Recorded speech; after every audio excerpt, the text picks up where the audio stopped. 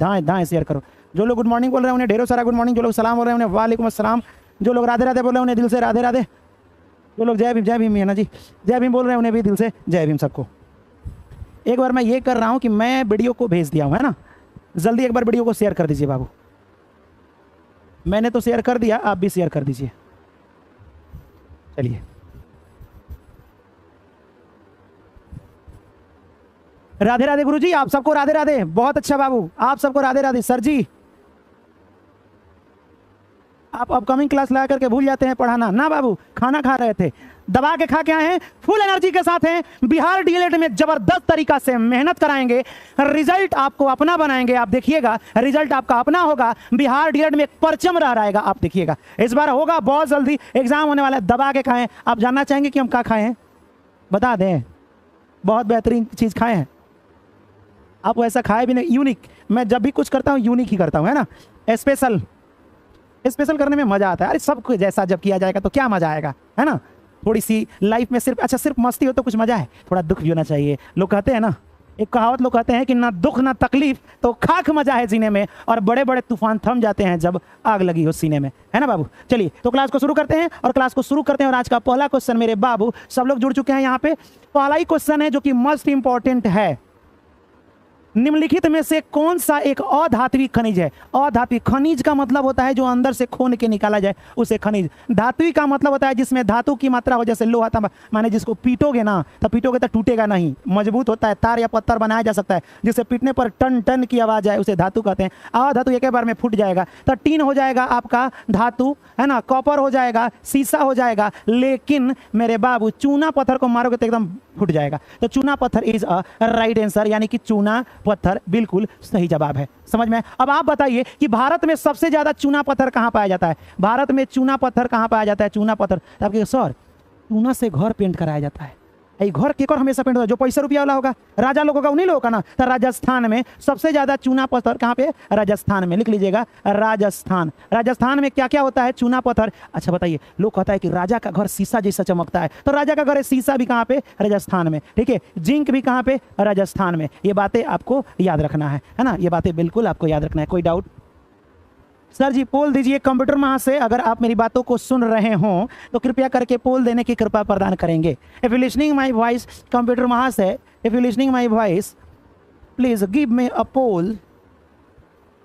चलिए, राजस्थान बिल्कुल सही जवाब है। अब बातें करते हैं हम, आइए बातें करते हैं कोयला का। भारत में कोयला का सर्व प्रमुख उत्पादक राज्य, सबसे ज्यादा कोयला कहां होता है बाबू? आपको ये बताना है। तो एक बात बताइए, पता है जिस दिन बिहार झारखंड से अलग हुआ ना, 15 नवंबर 2000 को, उस दिन हम लोग बहुत बड़ा चीज खो दिए। अब क्या खो दिए हैं सर? पता है, एक बहुत ही प्राकृतिक से भरा हुआ सौंदर्य चीज हमने झारखंड को खो दिया। क्योंकि झारखंड में बहुत सारा खनन, नीचे से जमीन में बहुत सारी चीजें थी जिसे हम खोद करके निकाल सकते हैं। वो सारी संपत्ति हम लोग को दिया। बिहार में है क्या? बिहार में कुछ नहीं है बाबू, बिहार में बर्बादी है। तो याद रखिएगा, भारत में कोयला सबसे ज्यादा झारखंड में, सबसे बड़ा उत्पादक राज्य बिहार में। लेकिन एक क्वेश्चन है कि सबसे पहले अंग्रेज कोयला की खुदाई कहाँ किया? सबसे पहले कहाँ पता चला कि कोयला है? तो याद रख लीजिएगा, सर्वप्रथम कोयला उसको कहाँ मिला बाबू? पश्चिम बंगाल में खुदाई किया। पश्चिम बंगाल में के रानीगंज में कब बाबू? 1774 को। याद रख लिया, सबसे पहले रानी के घर कोयला खुदाया बाबू, याद रखिएगा रानीगंज में। इसमें आपको कोई दिक्कत ना होना चाहिए, है ना। इसमें आपको सर्वप्रथम पश्चिम बंगाल के रानीगंज में, ये बातें याद रखना है, कोयला की खुदाई हुई। लेकिन कोयला सबसे अधिक, सर्व प्रमुख उत्पादन सबसे ज्यादा कहाँ होता है? झारखंड में होता है। ये बातें आपको याद रखना है। अच्छा बताइए ना, झारखंड, वेरी गुड। चलिए, ईस्ट इंडिया कंपनी। अच्छा कभी कभी एक और चीज पूछ देगा कि का, जब कोयला खुदाई होता है तो नीचे होता है, तो किस घाटी में, किस नदी घाटी में ये पाया जाता है कोयला? तो लिख लीजिएगा, पश्चिम बंगाल की शोक नदी किसे कहते हैं? जैसे बिहार की शोक कोसी नदी है, तो पश्चिम बंगाल का के दादाजी समझाते हैं दामोदर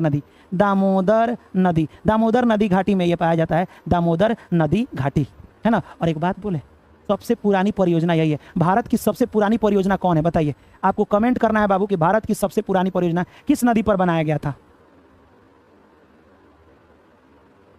भारत में सबसे पुरानी परियोजना किस नदी पर बनाया गया था? दामोदर। अच्छा, क्या जाने, हम नहीं जान रहे हैं, तुम ही समझो।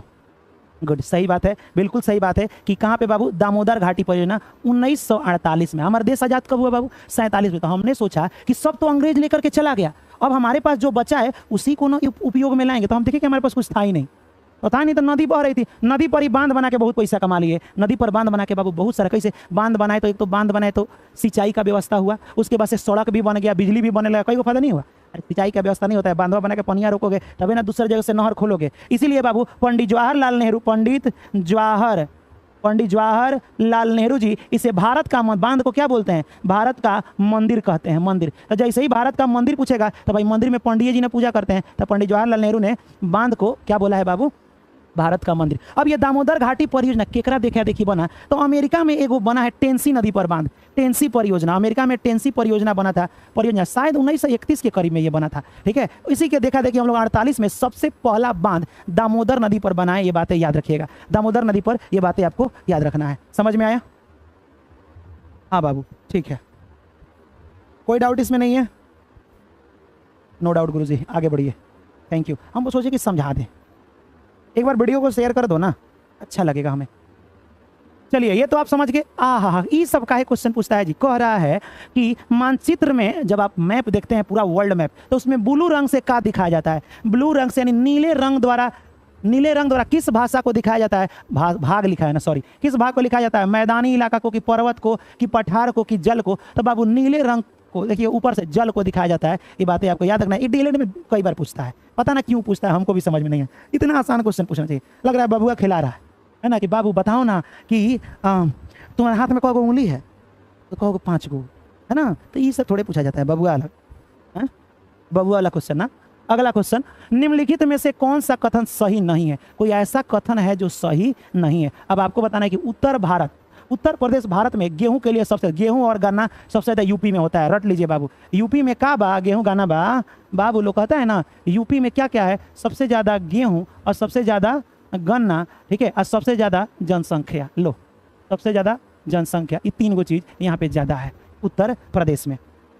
भारत विश्व में फलों के उत्पादन में दूसरा स्थान है, ठीक है भाई। फल, सब्जी और मसालों के उत्पादन को बागवानी कहते हैं। फल जहाँ होता है, ठीक है, सब्जी जहाँ होता है बागवानी कहते हैं। भारत विश्व में सब्जी में सबसे बड़ा उत्पादक, ना बाबू, सब्जी में सबसे बड़ा उत्पादक देश भारत नहीं है। चलिए सर, जैसे मूवी देखने के बाद हमेशा के लिए मूवी छप जाता है, वैसे ही आपके पढ़ाने का तरीका छप जाता है हमेशा के लिए, सच में छप जाता है। अच्छा, आप लोग सच में कमेंट कीजिए, आप लोग ऐसा नहीं ना कि मेरा मनोबल बढ़ाने के लिए ऐसा बात बोल रहे हैं, नहीं, छप जाना चाहिए। मतलब जब मैंने कोशिश की थी तो मैंने सोचा था कि मैं जिस दिन पढ़ाऊंगा ना ऐसा पढ़ाऊंगा। चलिए, ये बात किसने बोला है बाबू, शबीना बोली है। चलिए, थैंक यू बाबू। चलिए, भारत विश्व में सब्जियों का सबसे बड़ा उत्पादक, ना बाबू, सबसे ज़्यादा सब्जी भारत में नहीं होता है। तो आपको बताना है कि विश्व में सबसे ज़्यादा सब्जी उत्पादक देश कौन है, बता दीजिए, सबसे ज़्यादा सब्जी उत्पादक देश कौन है। तो हम कहेंगे, अरे बाबू, जिस तरह सबसे ज़्यादा चावल चाइना में होता है, उसी तरह सबसे ज़्यादा कहाँ पे हो जाएगा बाबू, सबसे ज़्यादा सब्जी भी चीन में हो जाएगा। लिख लो, सब्जी भी सबसे ज़्यादा चीन में, चावल भी सबसे ज़्यादा कहाँ पे बाबू, सबसे ज़्यादा चीन में। ये बातें आपको याद रखना है, ठीक है।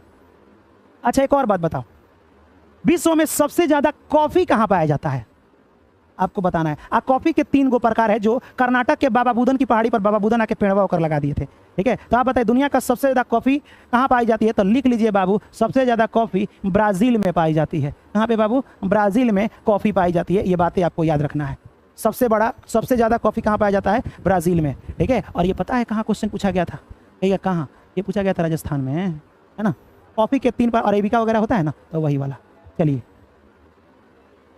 अगला क्वेश्चन, ये तो हम टीके लगा दिए हैं बाबू, तो सब लोग बना सकता है कि कौन सा कदम लोकतंत्र सुधार के लिए सोचा गया। लोगों में हर समस्याओं का समाधान कहाँ होता है, कौन सा है, तो पंचायती राज व्यवस्था बिल्कुल सही हो जाएगा, इस सुधारने के लिए काफ़ी है। क्यों बाबू, क्योंकि देखिएगा, पंचायत में किसी प्रकार का झगड़ा होता है ना।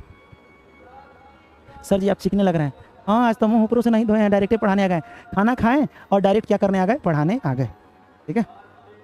चलिए, वेरी गुड। अब यहाँ देखिए, पंचायती राज, जैसे मुखिया का इलेक्शन होता है, तो ये लोकतंत्र के लिए, माने लोगों के सुधार के लिए ठीक है भाई, क्योंकि उसी में ना हमारी समस्या को देखा जाता है। अब बताइए कि किस अनुच्छेद में है, मैंने बताया था, अगर बिहार पुलिस वाले में जुड़े हो तो बताया था, आप डीएलएड में ही पूछा गया है कि पंचायती राज किस में है, तो लिख लीजिएगा, संविधान में टोटल